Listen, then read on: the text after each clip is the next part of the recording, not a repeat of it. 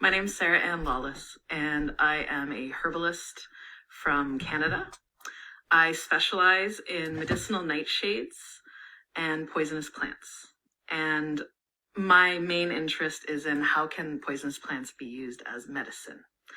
How flying ointments ties in is, are flying ointments medicine, or are flying ointments just poison, or are flying ointments mind altering? All of the above. So I like to study them and to figure out how they can be used for all these different purposes. They are incredibly multifaceted, and we're going to get into just how many different ways that you can use them and how many different things they can be used for, why you would want to, etc.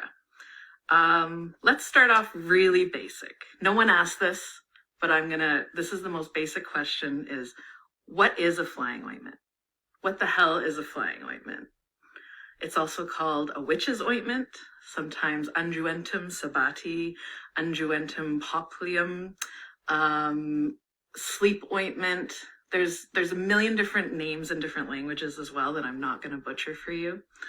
So at its essence, a flying ointment or a witch's ointment is a herbal salve that is made with poisonous and or psychoactive plants. So some people, I know we're going to get even more basic. Some people might not know what a herbal salve is. S-A-L-V-E, salve. A salve or an ointment or an unguent is a medical preparation that is oil-based or fat-based, and it's usually solid. It's not a liquid like an oil. So it's usually like room temperature. A fat or like an oil like coconut oil would be solid. And in other instances, they've added beeswax or another thickener to it to make it an ointment. So it's not an oil, it's a salve. It's an ointment. It's a thick, gooey mix of ointment, okay?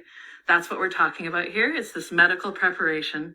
They're still widely used in medicine today.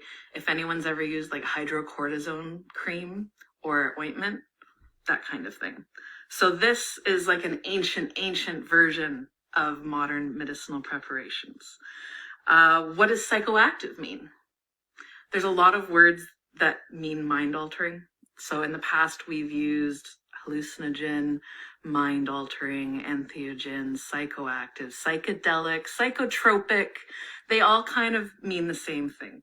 I love the word psychoactive because it's more scientific medicinal and it's more accurate. So psychoactive plants and herbs simply mean a plant that has the ability to alter your mind in some way and alter your perception in some way. So it can be something as innocent seeming as catnip. Catnip is mind altering. You can drink it as a tea or smoke it, and it will affect your mind. It will make you feel calm and relaxed, maybe giddy, maybe silly, giggly, like really, really mild marijuana, you know? And it can be a hardcore drug that's like a scheduled drug like opium or opiates.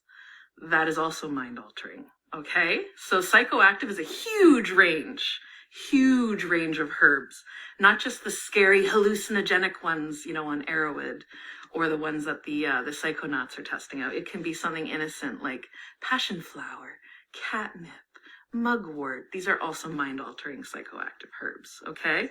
So when we're talking about flying ointments, we're not necessarily meaning something terrifying that's going to send you on a psychedelic trip like LSD, okay?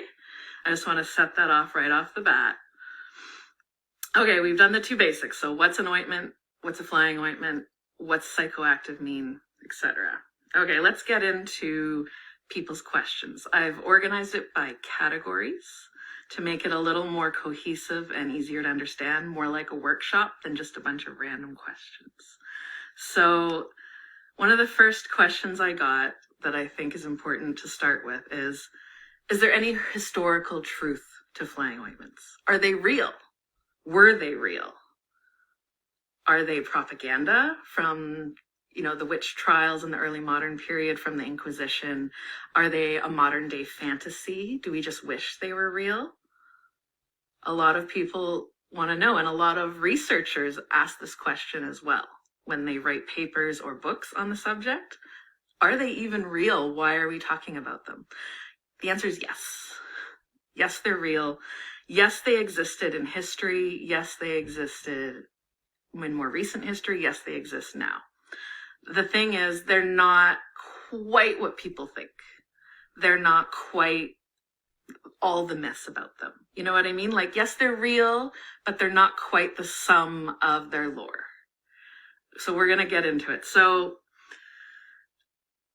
the height of research about flying ointments happened at the end of the medieval period. So like the Renaissance is starting, the early modern period is starting.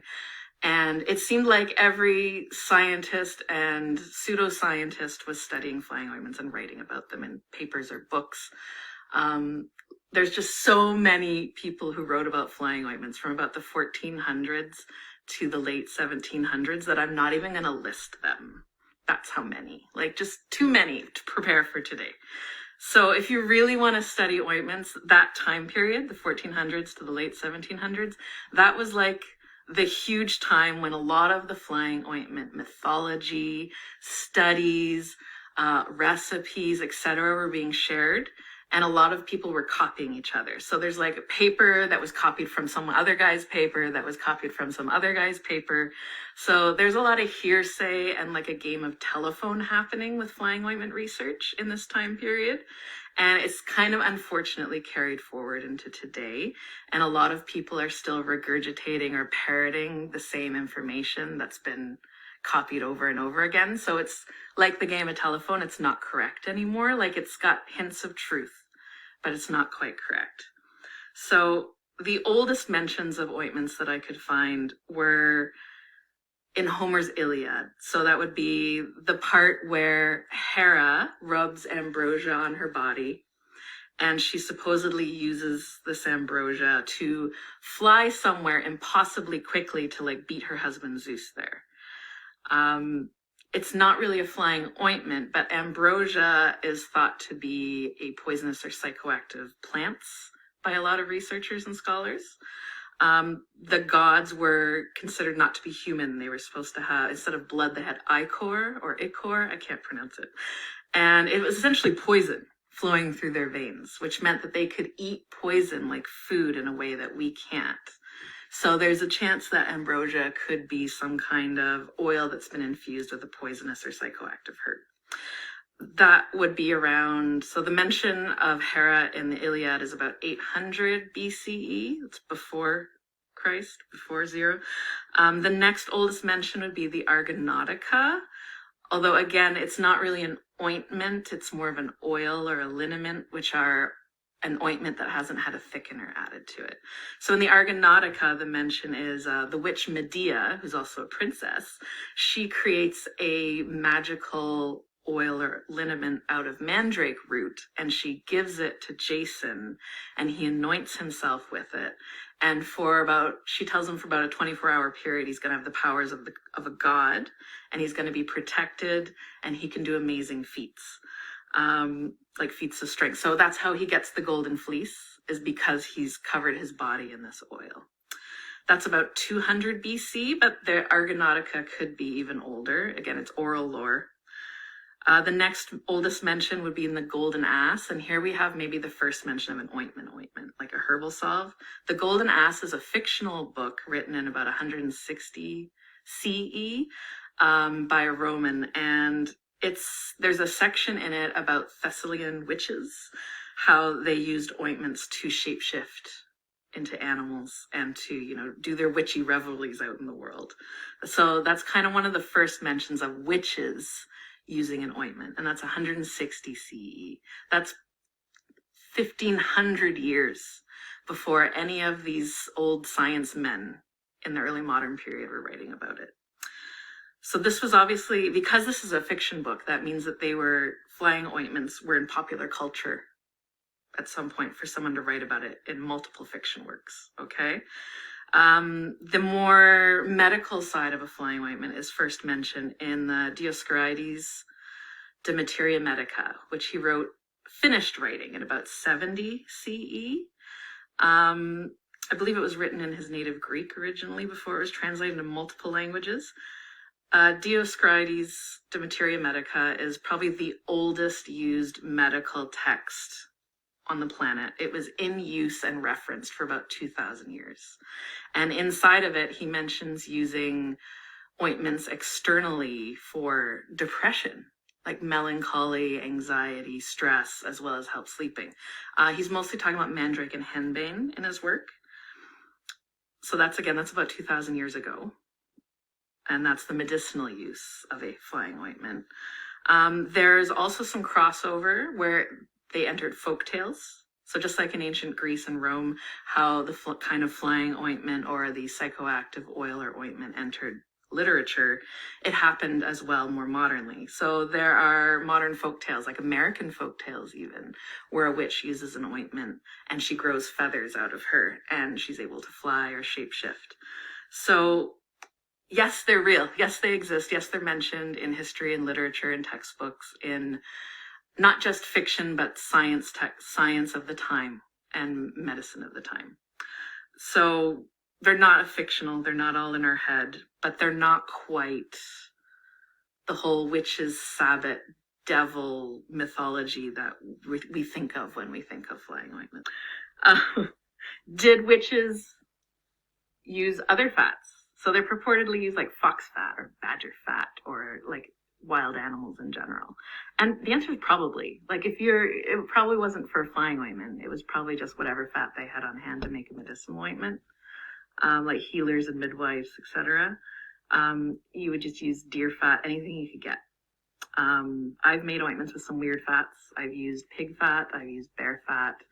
I've used like some birds, especially aquatic birds, because they're very fatty, like ducks, herons, like things that are fatty. I like using bird fat in my ointments for flying because birds and flying, the associations there. I take sympathetic magic pretty seriously in my recipes. So I used to make one using solely duck fat. And I would put like the dust of bird bones and the ashes of bird feathers in it as well, along with, belladonna, etc. So yes, fat was used, but we didn't dig up rotting babies and use rotting baby fat. Okay, that was never a thing. Someone asked me, when did I first learn about flying ointments? And I honestly don't remember. I think it's probably just reading anything about witchcraft. When you're first reading about historical witchcraft and the witch trials, you read passages about flying ointments. I didn't really get hardcore into researching them until I started my herb shop a long time ago. I think it was the Forest Grove Botanica. I really was into recreating ancient recipes, especially anything to do with magic or ritual. And so I went through this phase where I was trying to make any kind of ointment recipe I could find. And so I recreated the oil from Medea in the Argonauts, the Argonautica. I took the recipe from Giambattista della Porta's book. It was really fun, and they ended up working. And here I am now, talking to you all 15 years later about flying ointments. So yeah, I guess I first learned about them like anybody else. All right, let's go to questions people asked about what herbs flying ointments contain, or what herbs can you use to make a flying ointment, right? There's a lot of recipes out there, and they're not, I say recipes with my little quotation marks, because they're not really recipes. They're just random lists of herbs with no dosages. So a lot of the ones that are out there in books, both older and recent books, they're not really recipes. They're not really instructions. They're just random lists of herbs that may or may not have been in an ointment that they heard about or someone told them about. So I'm not going to cover the herbs that aren't effective, because what's the point? Like people use cinquefoil and parsley. They were probably for sympathetic magic and magical use. They weren't really for effective use. And a lot of these recipes are from a time when we didn't have modern science. We didn't have the internet and the connectivity that we have now. We didn't have the knowledge. We didn't know what was making the plants work. That we didn't know what made specifically nightshades work until like the late 1800s. We didn't isolate their active constituents until very recently. So a lot of the oldest recipes you're going to find, like not oldest, let's say from, again, the until the late 1700s. Those won't really be recipes so much as lists of herbs that may or may not work. So, okay, let's get into it. What herbs actually are effective topically? That's what's important about a flying ointment, is the herbs you use have to have active constituents that work topically. That means topically as in your skin. Externally, you're not ingesting it. It has to do something mind-altering just from applying it to your skin. Now, there's not been a ton of studies on this. So some herbs need a little bit more studying. But we do know now that obviously medicinal nightshades like belladonna, brugmansia, henbane, datura, nicandra, scopolia, mandrake, cannabis, opium poppy, even mugwort and wormwood, we know they are active topically. Okay? So let me say those again. So I'll do it in alphabetical order maybe. We'll do the nightshades. So belladonna, there's more than one species of belladonna, and they have different levels of alkaloids in them. So if you're going to use a different species than a trope of belladonna, you're going to have to start doing a lot of math and looking up alkaloid percentages in plants. Same thing with any of these. There's more than one species. So that's really important when you're making an ointment, is know exactly what species you're using. Brugmansia, or angel's trumpet, or tree datura, which grows in South America but is spread further now.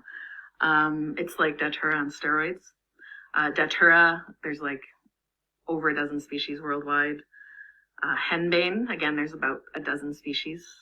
Mandrake, there's only about 4 species. Scopolia, which is mostly found in Europe and Eastern Europe. It's very closely related to henbane and belladonna. Okay, the non-nightshades that are traditional or effective: aconite, which would be also known as monkshood, wolfsbane.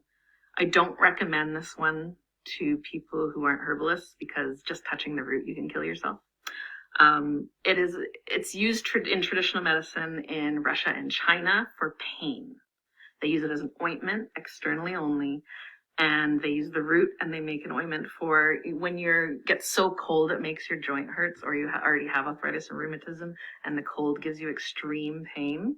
That's what aconite is used for in traditional medicine. However, caveat, they do prepare it in a special way so that it's not as deadly.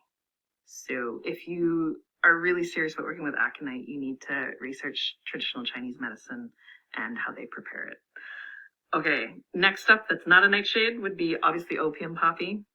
It's illegal to use that, period. So research purposes only. Cannabis is topically active. People know that. There's all kinds of CBD balms and the cannabis balms that you can use. You need to decarboxylate it before you put in an ointment. Decarboxylate just means heat to a specific temperature. Next would be blue lotus. It's a really gentle blue water lily that was very popular in ancient Egypt. Today it's mostly grown in Southeast Asia for recreational purposes. Mugwort and wormwood, weeds that grow everywhere.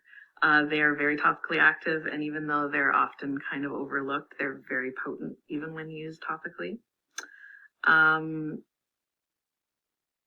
Nicandra, I haven't tried using it yet, but it has a lot of the same alkaloids as the medicinal nightshades, like, henbane, mandrake, belladonna. So I would like to grow it again and give it a try in ointments. There's others, but they're just not as potent, and they may not be topically active. So what didn't ointments contain? Fungi, mushrooms. Not just didn't, but shouldn't. Why? Because no mushrooms are topically active. No mushrooms are oil or fat soluble. Their constituents don't transfer. They just don't. So you can infuse fly agaric mushrooms into oil all you want for as long as you want, and it won't do anything to you. Nothing but kiss. Yeah, I know. So you can don't waste your money, don't waste your mushrooms, don't bother with psilocybin, amanita, ergot, etc. don't bother with it. It will not work in an ointment. Okay? Moving on. No mushrooms. Don't waste your money. Don't waste your time. So one thing I'd like to cover is someone asked about soot. Is soot needed to amplify the power of the herbs, or like why is soot in some old recipes? And honestly, it's not soot. It was, most of the soot recipes are from that time period I keep mentioning, from the 1400s to the 1700s. And the soot is probably fungi. It's probably ergot or neotyphodium, which is they're fungi that infect grains and that can cause hallucinations. And they take like a black kind of crusty appearance on the grain. So researchers believe that the soot in the flying ointment is actually people just scraping the fungus off of these infected grains and putting it in the ointment. The people at the time would have known that, hey, this gets people really high, but they wouldn't have known, hey, this isn't going to work in an external ointment. Now we know that. Don't do it. Okay. Some people have also theorized that soot could be a thickener, but there's so many other things that aren't as gross. So you could add soot as a magical ingredient. Soot is just, it's not ashes. It's like lamp black. It's like the black residue from burning. It's really, really dark black. You know, like on an oil lamp where you get that heavy black residue on the glass after you've burned for a while? That's soot. You scrape it off, or you scrape it out of a chimney or your fireplace. It's not the ashes. You could use it to dye an ointment. I have done that. It does make like a gross, greasy, black, dark color. So if you wanted to do it for a ritual where you wanted to maybe connect with underworld energy, chthonic energy, you could add black to your ointment to make a black salve. Is it traditional? No. But you could do it simply for the color being sympathetic magic. Okay, we've moved on from soot. Someone asked me, have I worked with Brugmansia, aka Angel's Trumpet, in ointments? The answer is yes. I used to grow Brugmansia. I love Brugmansia. They are beautiful. They smell amazing. They are very deadly. I had to move across the entire country, and I had to leave my Brugmansia plants behind, so I haven't made them in a while. I've just moved like twice in the past year, so I still don't have Brugmansia plants. I would like to try to set roots down where I am now and grow some so that I can use them again. I do like using it in ointments. It is stronger than Datura, so you have to be careful. You really have to dial it back. But yeah, they are effective and very similar to Datura. They contain the same alkaloids of scopolamine. Here's another question from someone. What plants do I have an affinity with for flying? So what plants do I associate with flying, like astral travel, hedge crossing, shape-shifting, etc.? Belladonna for sure. Belladonna is associated with birds because it's how their seeds are germinated. So their berries are really sweet and delicious and juicy. Don't eat them. You'll die. But birds can eat them and they don't die. They don't chew the seeds. So that's the secret. And they have certain tolerances that humans do not. So birds eat the whole berry, seeds and all, and then they poop it out. And going through the digestive system helps the seeds germinate. So that's why belladonna is so hard to germinate as a gardener. You have to use acids or scarification just to get these seeds to pop. It's because in nature, they're usually going through the digestive system of like a rabbit or a bird, etc. Other ones for flying, poplar buds. Let's talk about poplar buds because they're not really psychoactive, but they show up in almost every flying ointment recipe. And I've been using them in almost every single ointment I make since the beginning. Poplar buds are a big deal. They come from poplar trees or cottonwood trees, not aspen. Aspen is very closely related, but the buds on aspen are like itty bitty and not really worth harvesting. Poplar is a big deal medicinally. It has a lot of the same medicinal effects as medicinal nightshades. So it's pain relieving, it's anti-inflammatory, it can be sedative, it makes you kind of sleepy and calm. And it's not poisonous. It's not going to harm you. It does contain the same constituents as aspirin and acetaminophen. Okay. So it genuinely relieves pain and is very effective topically. The reason I use it in my ointments is because it's traditional in the recipes, but also because it's a natural preservative. So I don't need to add anything special to my oats to preserve them because I've added poplar buds. Poplar buds can extend the shelf life of a vegetable oil for abnormally long. It's really cool. So they are associated with flying, astral travel, prophetic dreaming, divination. They're associated with Artemis and Diana and Hecate. Poplar trees are said to grow in the gardens of Hecate and Artemis in ancient Greece. So even though they're not poisonous or psychoactive, they are a big deal. And as Wendy just said, they smell amazing. They smell like brown sugar, caramelized sugar, and something indescribably herbal. It's good. I have a huge vat in my crock pot right now going that's so intense. My house smells like poplars. So to me, the poplar buds are a very important ingredient, even though they're not psychoactive. And they're really hard to find on the herb market. Like, most people are not selling poplar buds. They are incredibly painstaking to harvest, and it's really hard to make a living harvesting poplar buds. It's really annoying.